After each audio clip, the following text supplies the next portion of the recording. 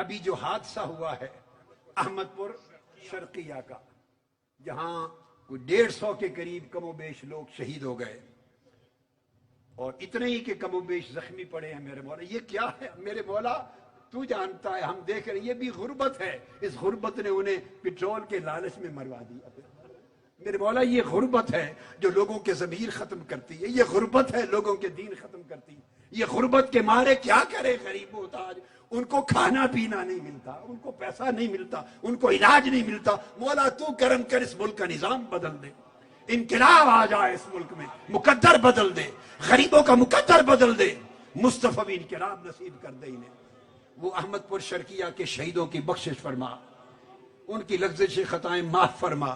ان کے ورثاء کو، خاندانوں کو، پسماندگان کو صبر جمیل دے، شکر جزیل دے، جن کے بچے تھے مولا ان کا نگہبان ہو، جو زخمی ہیں انہیں شفا عطا فرما۔